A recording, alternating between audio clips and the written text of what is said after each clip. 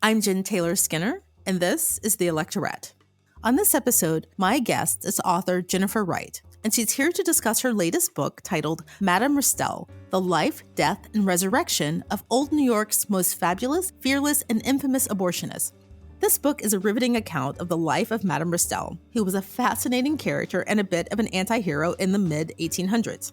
Not only was Madame Restell a famous, if not controversial, abortionist in New York City at the time, but she came to this country as an immigrant and became a self-made millionaire.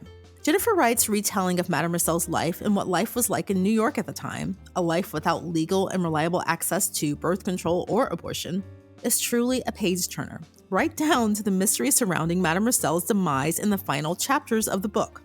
So without further ado, please enjoy my conversation with Jennifer Wright. Jennifer Wright, welcome. Thank you. It is a pleasure to be here.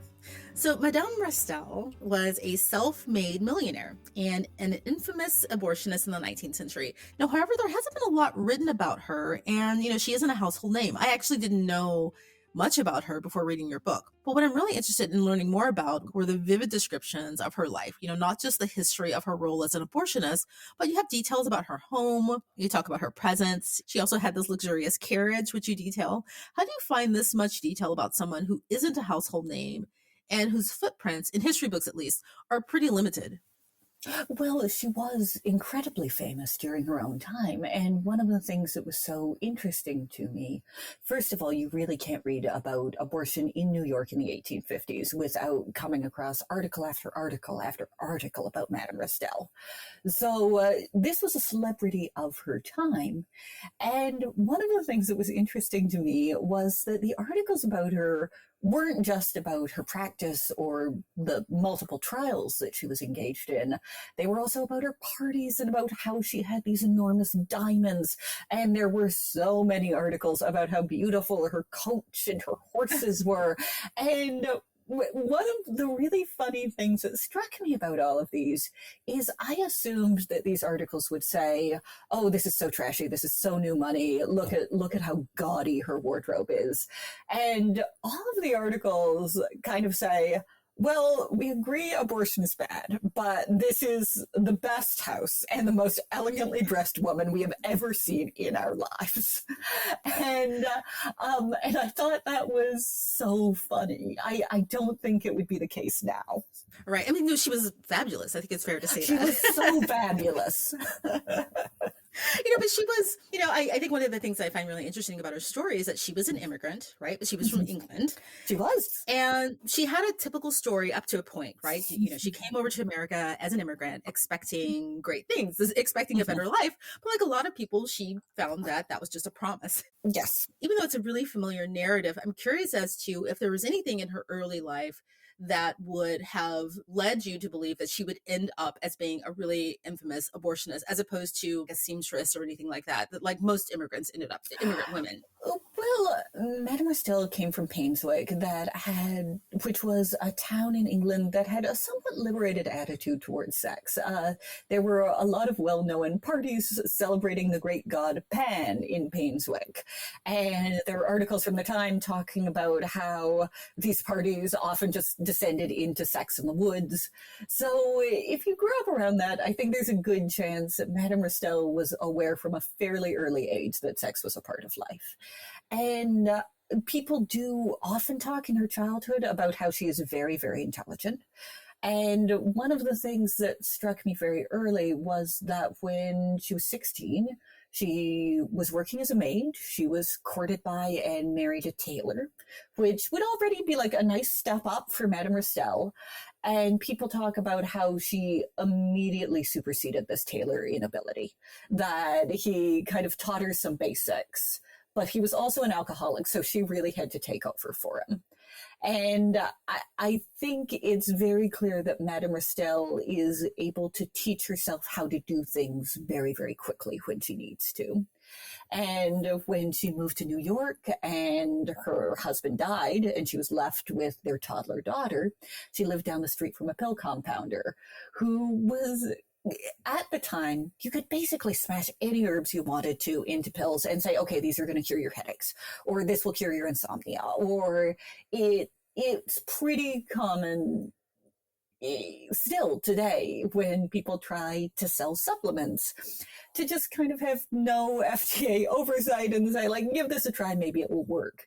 And Madame Restell saw what he was doing, and she also saw how many other single mothers were around her in the Lower East Side of Manhattan at that time, and what terrifying circumstances women could be reduced to when they had unplanned or unwanted pregnancies. And she started compounding pills out of ergot, cantharides, tansy oil, and turpentine that apparently very effectively induced miscarriages. So again, I think she saw a man doing something and said, okay, I can do it better. So yeah. Well, that seemed to be a theme in her life, kind of surpassing men, right? Often her successes were kind of attributed to the men in her life versus her own intelligence, right? And her own savviness. Yeah. They were. There are some reversals of that. She had a husband who was a printer for the Herald and who really understood how advertising worked in this age. And together, she and her second husband, Charles, crafted this persona of Madame Restell, that she would advertise under this French name. They would talk about how she came from Paris. She had a glamorous grandmother who was also a famous midwife. And none of this was true, but it was a time that was known in medical circles as the Paris period, where France was really on the forefront of medical innovation. So that would have been impressive. And French people were just considered a little more liberated sexually. So it made a lot of sense for her to go under this name. And a lot of people later would say, well, her second husband must have pushed her into this profession, that he must have wanted to get rich. And I think Madame Restell, first of all, was making pills and learning from the pill compounder down the street before she met her second husband. And second of all, it really seems like she was the one who was performing surgical abortions the entire time. Her husband opened his own little office for people who wanted to see a male doctor, but really all he'd do is send them across the street to his wife. So it really seems like this was Madame Restell's business. At one point, her husband did write a book about female anatomy that contained recipes for abortion pills. And in that case, people did say Madame Restell has to have written this. This must have been written by her because he could not know how to do this. And I am sort of the opinion that Madame Restell had at least a heavy hand in editing his book. Right. I would imagine that would be hard for her to have published, under her name. I think that's true. Yeah. I think that's very true. But I also think that I have seen no indication that her husband, Charles, knew how to perform a surgical abortion. If there's information about that in the book, then that's coming from Madame Restell. Yeah. I don't want to spoil anything in the book, but just to talk about Charles for a minute, he was an atheist, which I think speaks to her unusual worldview, right? Given the times, right? I think it was probably unusual for a woman or anyone to marry an open atheist. I don't know. I think there were a lot of free thinkers in New York. There was certainly a circle of more radical thinkers that would have ascribed to Charles's worldview. But Madame Restell also had a really good pew at a very well-known Episcopalian church. And she went there so she could drum up business because you would meet a lot of very wealthy people. She also kept a beautiful copy of the Bible in her waiting room. And she said to her granddaughter, who became her apprentice, that, like, obviously she doesn't believe this, but it really calms people down. It's a very comforting touch when her patients are waiting there. So I think that is interesting. I think Charles was a very devout non-believer who did not want any religious ceremony around his death. So he was probably a little stronger in his views than a lot of people would have been at the time. You really contextualize the life of women then, and specifically, women, who have little power, little money, but specifically women who are living without access to birth control and without access to abortion services, right? And, what was really striking were some of the numbers that you include in the book about, children, right? And often when we hear these stories or narratives about a time before abortion or a time before birth control, we talk about the lives of women, which is really important. But there are a lot of children around who have some pretty, not great lives themselves. I think one of the numbers that was mentioned that there were 30,000 homeless children in New York City. Mm-hmm. I Yep. don't know if I have that number correct. And children were being left on doorsteps. Someone left a child on the doorstep of the mayor. Children were drugged so their mothers could go to work. We don't talk about that enough, about the lifestyle or the circumstances that children are left in when we don't have access to birth control or abortion. We don't, and it is horrifying. It was a terrible time for children, made more terrifying by the fact that there were no foundling homes at the time. And there's a big difference between orphanages and foundling homes, which I had to discover as I was writing this book. Orphanages take in children who had two married parents who have died. That was certainly common by itself. Very easily, two parents might get cholera, both die, their 8-year-old child goes to an orphanage. But foundlings were the children of unmarried women who had given birth, and orphanages would not accept them because they were considered to have bad blood. That the notion was that inevitably these children would grow up to be either thieves or prostitutes because their mother had been unmarried. So women had no place to put those children. And that's why you see stories like the baby that was left on the doorstep of the mayor who almost took him in. And women would work so hard to figure out what doorstep you could leave this baby on where somebody might take it. It's a really heartbreaking part of this story. And I think there's one of the things that I found very disturbing. A few years ago, when there was a formula shortage, there were all of these, I think, very poorly informed people saying, well, this is why you should just be breastfeeding. Everything was better when women were just breastfeeding. Yeah. You should just be doing that. And most women were never able to breastfeed on the scale that you need to. So wealthy women would have wet nurses who would provide milk for their children, and other children would be fed kind of this thing called pap that was mashed up cow's milk and bread, which we now know is very, very bad for children. And a lot of the children who were being fed pap did not survive past infancy. So really, what happened before there was formula is not you had this rosy world where women were all happily breastfeeding. What happened was a lot of children died. Yeah, this must have, just to go back a bit in her life, I mean, this must have been impactful for her because, she was widowed fairly young, and she had a daughter. And, before she became an abortionist, she tried everything else. She tried to be a seamstress and she tried some other things. So she must have gone into this with some empathy for what it was like to be a woman with a child and, without being widowed, without someone to take care of you or without, a steady income. That kind of led her in this direction, presumably. I think it is remarkable that Madame Restell did not become a prostitute. She might have. There were women who were considered prostitutes might have been women who had, had sex for money only a few times, which is one of the reasons we get such a high rate of women who are considered prostitutes during this period.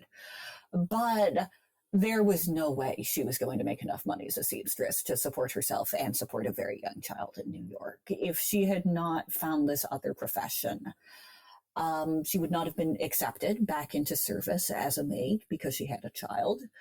She might have tried to work in a factory, but then you're talking about 14 to 16-hour days for probably not really enough money to have somebody else take care of your child and no time to take care of a young child yourself.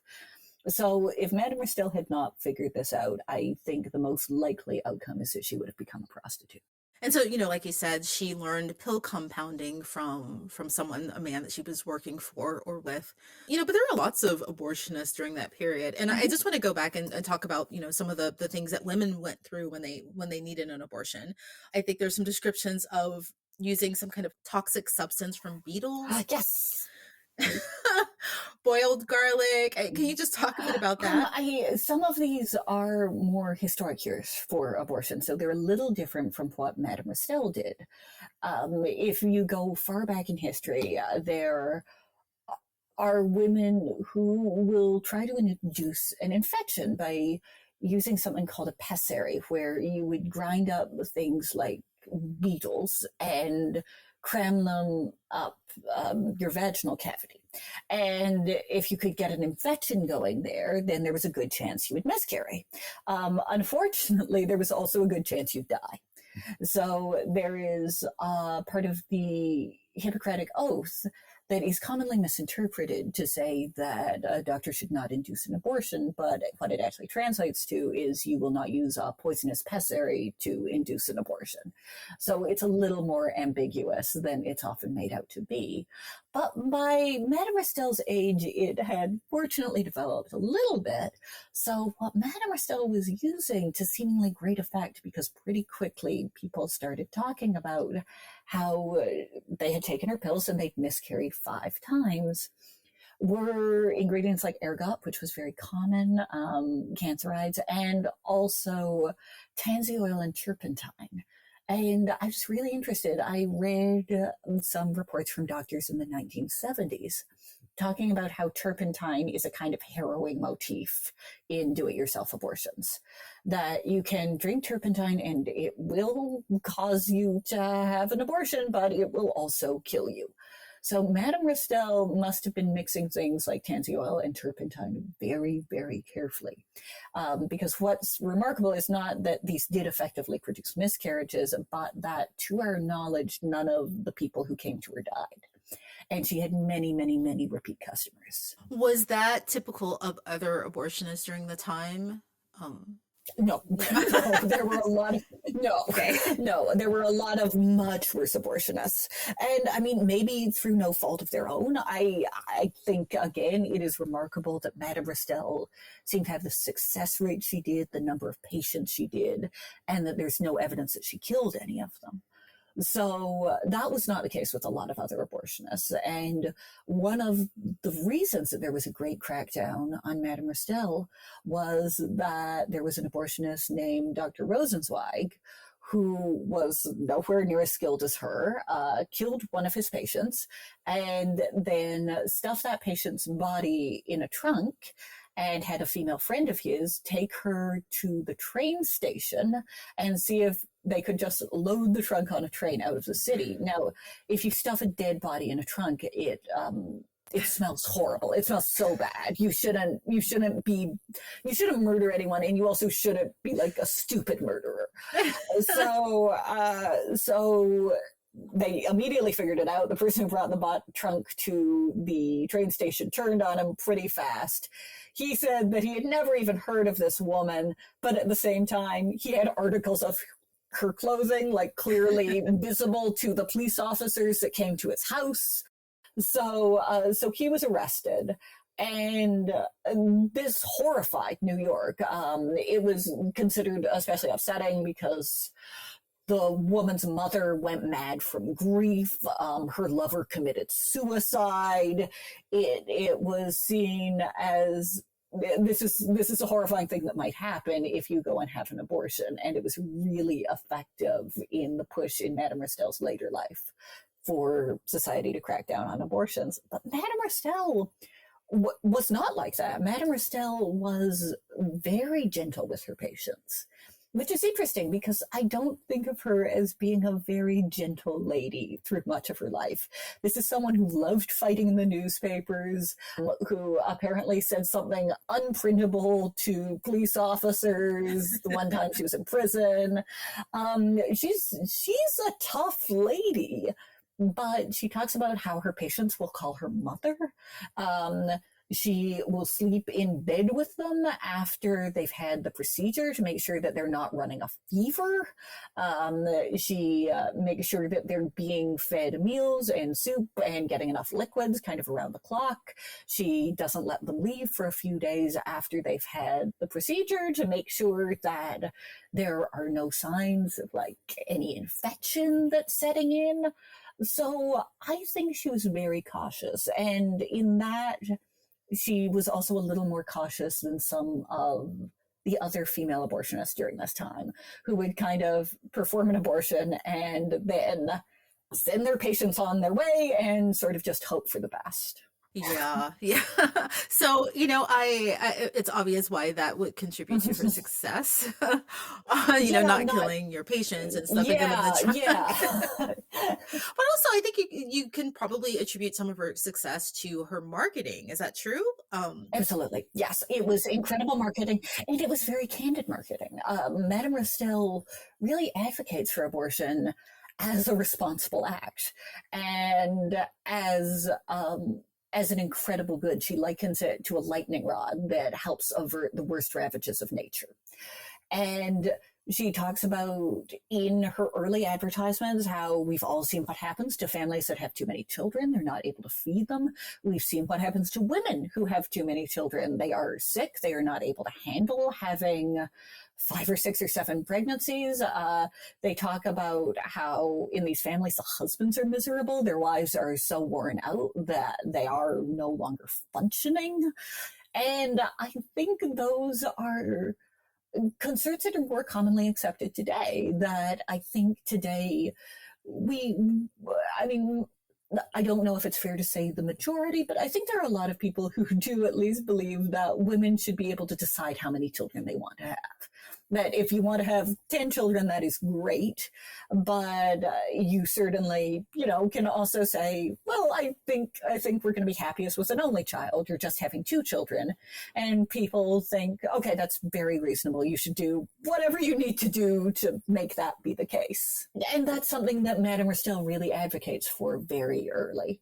And the main way to do that at the time would be to have abortions or to take abortive medicine. And that's a very modern take on the role of abortion in our lives, because I think a lot of abortionists then were kind of, in their advertisements, they were you would have to read between the lines to understand what services they were providing. You would read behind the lines, yes. And I mean, a little bit of that depends on the year that you're reading these advertisements. If it's after the Comstock laws, there is a huge... Any written description of abortion or birth control is considered obscene and it's illegal and you can't do it. So if you read newspapers after 1873, you're going to have to read between the lines a lot more. Back in the 1830s, when performing an abortion was just a misdemeanor before the quickening, which usually occurs around the 4th or 5th month of pregnancy, Madame Restell could be a little more candid about why she thought she was providing a very good service. So let's actually talk about Anthony Comstock, which was kind of her nemesis, Yeah. So tell me about the role that he played in her life, who he was, and the role that he played overall in how we view abortion. Anthony Comstock was intensely religious, and he was a true believer. His mother had 10 children. She died giving birth to the 10th. He did not seem to view this as a negative thing. He thought that she had perfectly fulfilled her role as a woman. And he was also, I find this kind of a funny detail, but it's very relevant to how Comstock led his life. He was also a chronic masturbator. And because he was very religious, he felt incredibly bad about it. So we know from his diaries that he spends like the entire night awake, just like wrestling with that serpent and then feeling bad about it and hates himself. And it's all the fault of like a woman who wore a low-cut dress at a party, and it's her fault. It's not his fault. And what Comstock really wanted to do was remake the world in such a way that there would be nothing to arouse his lustful impulses. And that meant cracking down on art that might arouse those impulses. It meant cracking down on literature. Um, and when Comstock moved to New York, kind of his first move was to take his own money and go and buy pornography, and then bring that pornography into the police and say, say this is pornography, and you should crack down on the shop that's selling pornography. And he started getting a little bit of acclaim for this. In the early reports about Comstock, there's one newspaper that said, yeah, we don't pay attention to them for the same reason we don't pay attention to mosquitoes during the summer. Like, they're annoying, but what can you do about them? Just don't pay attention to them and they'll go away. And Anthony Comstock did not go away.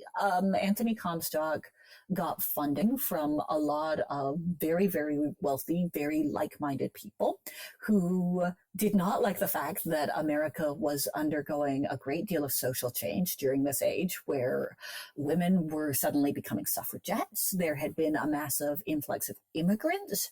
There was a newly freed Black populace after the Civil War. And Anthony Comstock's kind of repeated point is like, we have to protect the youth from being corrupted. Like, we have to go back to traditional values. We have to create a pure world for our youngsters. And I think that's still rhetoric that you hear today very often.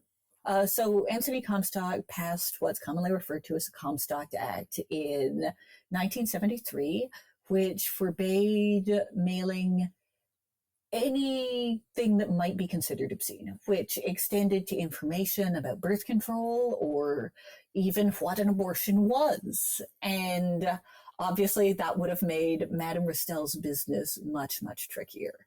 And Anthony Comstock ultimately went after Madame Restell personally. He dressed in a disguise. He went to her. He said that he had a lady friend who was pregnant and needed not to be, who might die if she stayed pregnant. And Madame Restell gave him 2 pills and some instructions and told him, have her take these. They should work by Thursday, but if they don't, bring her with you and come back and we'll go from there. And Anthony Comstock did come back, but he came back with the police to arrest Madame Restell. Yeah, so I won't spoil the ending. It's very good, but I want it not very good. I mean, someone's life, but it's still really interesting. It's a mystery. But I want to go back to the social change piece and kind of the climate that was happening then with Anthony Comstock and just generally, because you mentioned that people were kind of the anti-immigrant sentiment was growing. There were lots of freed, Black people, moving into cities. And some of the motivations are very similar to the anti-abortionists that we see today, anti-abortion movement that we have today, in particular, this idea of a replacement theory, right? That is absolutely the case. Horatio Storer, one of the leading anti-abortion advocates from this period, talks about how upon women's loins depends the future of the nation and whether or not it will be populated with our own children or those of aliens. And what he is implying there is that it's white Protestant women. The aliens would be the children of Irish immigrants or the children of Black people who had just been freed after the Civil War. And there was incredible fear that white Protestant people in America were going to be outbred. And there were political parties that really rallied supporters around that fear. And I think it's something that we're seeing happening again now. And I'm sure we have all watched various news stations that talk about how, we should all be very afraid that the US might not be dominated by white Protestant people. And it's the same fear that was happening in the 1860s and the 1870s that led to the crackdown on abortion. Yeah. So, let's get to her death. Madame Restell. She died under some mysterious circumstances. And again, I don't want to give the ending away, but oysters are involved in, not her death, but, just the leading up to her death, the climax of the story. There's a horse-drawn carriage. What happened there? What's the mystery? Well, okay. Again, I think it's important to say that Madame Restell is really unflappable. throughout her entire life. And she's arrested by Comstock. She tells the policeman that she's going to need to eat like a full lunch before she goes to jail. So they sit with her. She eats a bunch of oysters. Then she tells them that she's going to go in her own carriage because she doesn't like their carriage. So she seems pretty much like her cool self initially. She's in jail. She's interviewed by reporters. She says that this is fine. She's catching up on reading a lot of novels. Like, in a way, Madame Restell always uses her time in jail, and she had been arrested a few times before to have like a little break. One time she was once arrested for 1 year for performing an abortion in the 6 months of a woman's pregnancy, which was considered a felony at the time. And she was sent to jail, and she immediately took over the warden's office and made the warden's wife bring her all her meals. She made 3 other prisoners her servants. They were all pretty cool about it. And they brought her a feather bed and like lots of lamps so she could read and do her writing at night. And she told the warden that like she would not be able to do any of the work assigned to women in the prison. One of my favorite Madame Restell in prison bits is she got to wear all of her own clothing. And at one point she holds up like this sad little apron, and because all the other women were assigned to do sewing, that's kind of what you did if you were a woman in jail, you were a free seamstress. And she holds up a sad little apron at one point, and she's like, oh, I tried so hard to make it, but I just can't. I tried to do what all the other women are doing. She was a seamstress. She was an unbelievably successful seamstress. So Madame Restell is not usually thrown by the prospect of jail. And she initially seems fine. And then suddenly she has a very rapid change in temperament. And she starts acting extremely hysterical and extremely suicidal. And shortly after, a dead body with its throat slit was found in Madame Restell's tub. And I think people were very surprised at the time because her lawyer was pretty sure that what Anthony Comstock had done was very clearly entrapment. So he was pretty sure that he could get her off. But there was also a lot of questioning at the time about whether or not that was actually Madame Restell's body in the tub. Because her estranged son-in-law told people that there had always been a plan to get her out of the country. Like, if it seemed like the climate was getting really bad, there was a plan to get her on a ship to Europe. And when people searched Madame Restell's house, they found that all of her diamonds and all of her fine clothes were gone. And her grandchildren, who she was very close to, she had a grandson and a granddaughter who had grown up in her house with her, apparently wore bright festive colors to the reading of the will. And for the next decade, it took a lovely 3-month trip to Paris, where there were periodic news reports that Madame Restell had been seen alive. So it's very possible that she was just very upset by her changing circumstances and committed suicide.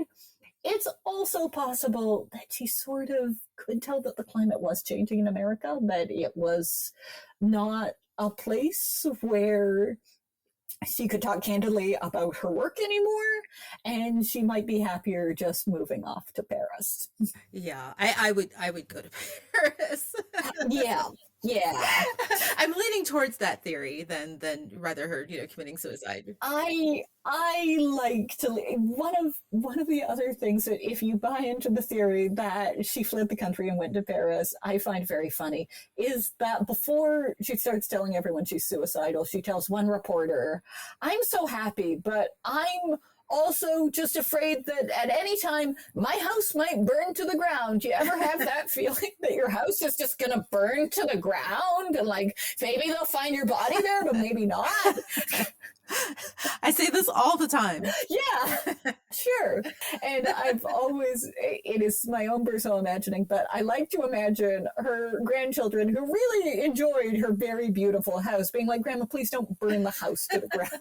Like, we can find another way to fake your death."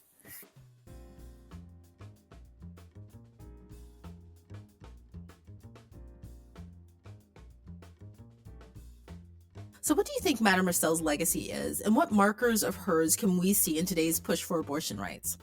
Well, I think one of the things that's really important to me that goes beyond her legacy is that nothing Comstock did worked.